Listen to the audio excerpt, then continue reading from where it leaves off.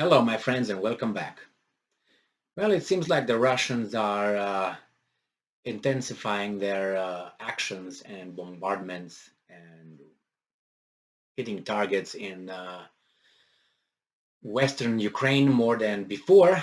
And this has been reported in Air Force Times by Jim Gambret Kara Anna, coming from the Associated Press. And this is from May 4th, 2022. And it says here that in Lviv, Ukraine, Russian forces pounded targets across Ukraine. Their title is Russia pounds Ukraine, targeting supply of Western arms. And then Lviv, Ukraine, Russian forces pounded targets across Ukraine, taking aim at supply lines for foreign weapons in the west and intensifying an offensive in the east, as the European Union moved Wednesday to further punish Moscow for the war with a proposed ban on oil imports. The Russian military said Wednesday it used sea and land-launched precision-guided missiles to destroy electric power facilities, not good, at 5 railway stations across Ukraine, while artillery and aircraft also struck troop strongholds and fuel and ammunition depots. The defense minister repeated that Russian forces have blocked off a steel mill in Mariupol from which scores of civilians were evacuated over the weekend. Another official denied they were storming the plant, as its defense said a day earlier. As I said, the Russians denying, but Ukrainians saying they lost contact with their fighters in the plant. Something is happening over there. The flurry of attacks over the past day comes as Russia prepares to celebrate Victory Day on May 9, making the Soviet Union's defeat of Nazi Germany. Blah blah blah. A declaration of all-out war would allow Putin to introduce martial law and mobilize reservists to replace the Western officials say have been significant troop losses. I don't believe that. I don't think so. But because if he does that, that means he is confirming that the losses and that they're in trouble.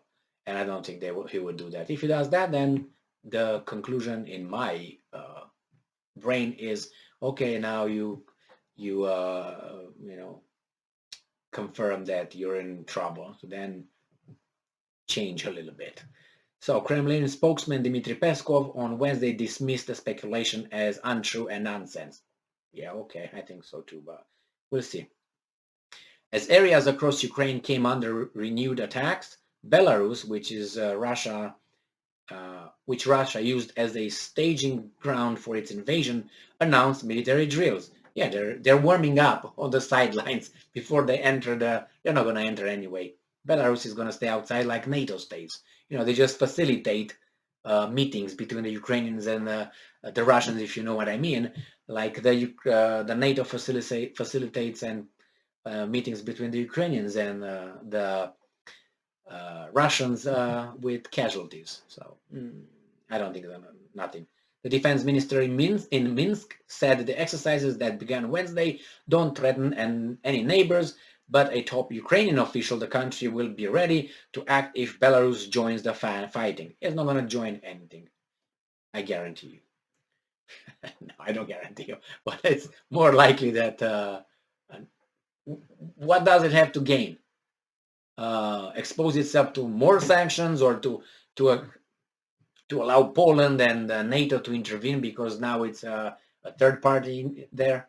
They're not going to do that unless they're, in my opinion. While the Russians' attack were across a wide swath of Ukraine, some were concentrated in and around Lviv, the western city close to the Polish border that has been a gateway for NATO-supplied weapons. The attacks on rail infrastructure were meant to disrupt the delivery of Western weapons, Russian Defense Ministry spokesman Major General Igor Konashenko said. while his boss, Minister Sergei Shoigu, told top military brass that the West was stuffing Ukraine with weapons. Well, they're going to hit them. Ukraine has urged the West to ramp up the supply of weapons ahead of the potentially decisive battle. I heard about the decisive battle in the past month and a half, and it's still decisive battle. All right. Chancellor Olaf Scholz of Germany, which had been slow at first. It was slow. To help arm Ukraine, and Wednesday his government is considering supplying Ukraine with howitzers in addition to Gepard anti-aircraft guns and other equipment it has already agreed to send. Good. Thank you, Chancellor Scholz, for de-escalating the conflict. Thank you very much. All right, well, what do you expect? You bring more arms, we're going to hit them. And if those arms will be brought in by NATO trucks and NATO personnel, Sergei Shoigu stated they will be targeted and hit. So that's what's going to happen. You help my enemy and you're on the territory where the alleged operation is undergoing, then you are part of the deal, unless you're the Red Cross. And as I stated in a previous video, maybe the NATO troops will put Red Crosses on top of their cargo trucks. And what the Russians are going to do, they're going to hit them. Why I'm saying they're going to hit them, not because necessarily they're criminals, but they will have the intelligence, the information provided. I think they have the information in Poland already when the convoy starts. They know who's who, what's what. Usually that's the way it goes. You don't have to wait until it gets on the territory of Ukraine. And the Russians always, or the Soviets before them, always had a very good spy network and cells in other countries and a lot of sympathizers, and they were better than, from what I read, they were better than any other department or other country in gathering foreign information from their sources.